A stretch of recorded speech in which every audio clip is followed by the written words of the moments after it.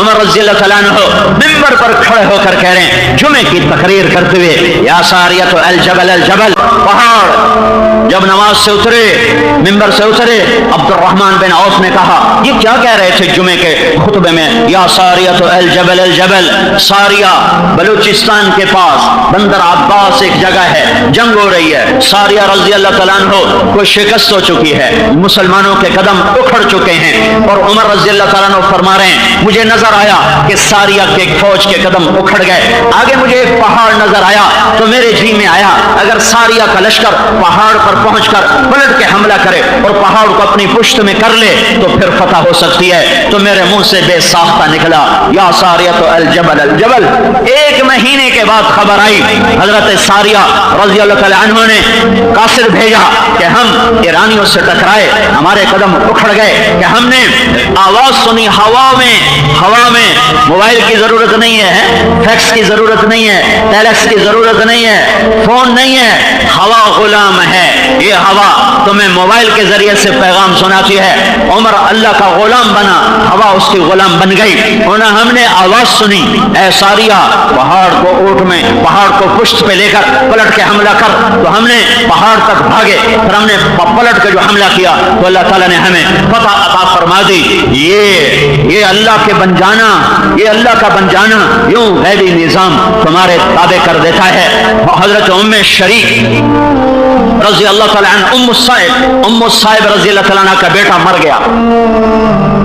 ये ताज़ा हिजरत करके मुसलमान होके मदीने में आई हैं। उसको गुस्ल दिया गया, कफन दिया गया, जनाजा पढ़ने लगे। तो आपने कहा उसकी माँ को तो बुलाओ, अपने बच्चे को देख ले। उसको पता भी नहीं था, वो असहाबे सुफ़ा में से थे, वहाँ उनका इंतकाल हुआ। उनकी माँ को पता चला मेरा बच्चा मर गया है। वो आई और मैयत के पाँव की तरफ बैठकर चारपाई को पकड़ा।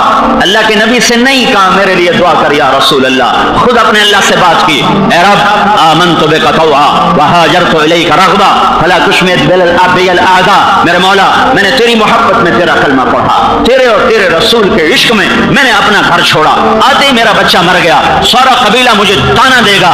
देखा बाप दादे का दीन छोड़ के मजा चख लिया, बेटा मरवा लिया। ऐ मेरे रब मुझे ये ताने सुनने की ताकत नहीं, मेरा बच्चा मुझे वापस कर दे। हजरत अनस फरमाते हैं उसकी माँ के अल्फाज पूरे ही हुए थे कि उस नौजवान ने खुद कफन अपने चेहरे से हटाया, खुद अपने हाथों से कफन हटाया और उठ के बैठकर हमारे साथ उसने बैठ के खाना खाया। जब अल्लाह साथ होता है तो यूं गैबी निजाम साथ चलते हैं। अल्लाह को अपना बना लो, अल्लाह को अपना बना लो। उम्मु साहिब फिर पहले मरी और ये बच्चा हजरत उस्मान के जमाने में जाके इसका इंतकाल हुआ। अबू मालिक रज़ी अल्लाह तआला अन्हु सफर में डाकू पड़ा। अभी मैं था, एक दोस्त मिले, कहा जी डाकुओं ने घेरे में लेकर माल भी लूट लिया, औरतों का जेवर भी उतार लिया। गन पॉइंट पर मैं रोने के सिवा क्या कर सकता हूँ, मेरे पास आंसुओं के सिवा कुछ नहीं। जब कौम अल्लाह की बागी हो तो फिर अल्लाह जालिमों के हवाले कर देता है। दुआ वाले बन जाओ। अबू मालिका डाकू पड़ गया, कहने के 2 नफल पढ़ने दे। कहने के मेरा माल दे, मुझे क्यों मारता है? कहा नहीं, तुझे छोड़ दिया तो तू उमर बिन खत्ताब को बताएगा, फिर मैं पकड़ा जाऊंगा, फिर मैं मारा जाऊंगा, लिहाजा पहले तो मैं कत्ल करूंगा, फिर तेरा माल लूटूंगा। अच्छा तो फिर मुझे 2 नफल पढ़ने दे। कब पढ़ लो? तो मैं 2 नफल पढ़ लो।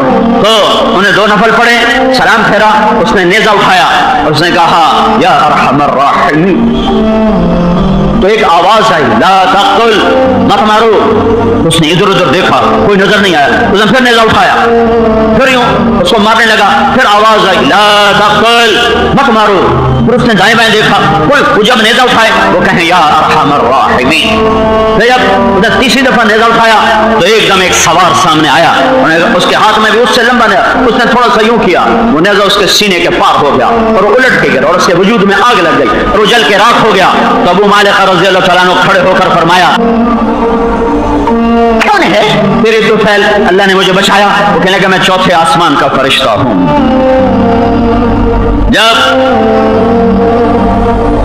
जब तूने अल्लाह को पुकारा तो 7 आसमान में चीखो और लाखों चीखने वाले तो सुनवाई नहीं है। एक पुकारा था और आसमान के फरिश्ते रो पड़े। एक सहाबी घर में तशरीफ लाए, बीवी से पूछा खाने को कुछ है? का कुछ नहीं। پریشان ہو کے گھر سے باہر چلے گئے. ان کی بیوی نے تندور میں لکڑی ڈال دی کہ دھواں اٹھے اور پڑوس کو پتا چلے کہ گھر میں فاقہ نہیں ہے, روٹی پکنے والی ہے. تندور میں لکڑی ڈال رہی ہے اور ایک دانہ نہیں ہے آٹا گوندھ کے روٹی پکانے کے لیے, ایک دانہ گھر میں نہیں ہے. اور اس نے لکڑی تندور میں ڈال کے جلا دیا کہ اے اللہ ہم بھوکے ہیں, ہمیں کھانا کھلا. اور اندر آ کر خالی چکی چلانی شروع کر دی, خالی, تاکہ چکی چلنے کی آواز سے پڑوس کو پتا چلے کہ آٹا بھی پیندی پئی ہے, تندور بھی تائی کھلوتی ہے, دونوں روٹیاں بھی لا لی سی. اپنے فاقے کو یوں چھپایا. اتنے میں خامن نے دروازے پر دستک دی, یہ اٹھ کر باہر گئی ہیں دروازہ کھولنے. جب واپس آئی ہیں تو تندور سے خوشبو, جب تندور میں دیکھا تو تندور روٹیوں سے بھرا ہوا اور اس میں پوری بکرے کی ران بھنی ہوئی موجود. جب کمرے میں داخل ہوئی ہیں تو چکی میں سے آٹا نکل رہا ہے. یہ حیران پریشان ہے, یہ آٹا کچھ آئی جاتا ہے. حامد نے گھبرا کے چکی کو اٹھایا تو کچھ بھی نہیں, اندر خالی چکی ہے. وہ گئے دربار نبوت میں, کہا یا رسول اللہ آج ہمارے گھر میں یہ ہوا. کہا اوہو, اگر تو وہ چکی نہ اٹھاتا تو جب تک تو زندہ رہتا وہ آٹا دیتی رہتی. اللہ کو اپنا بنا لو.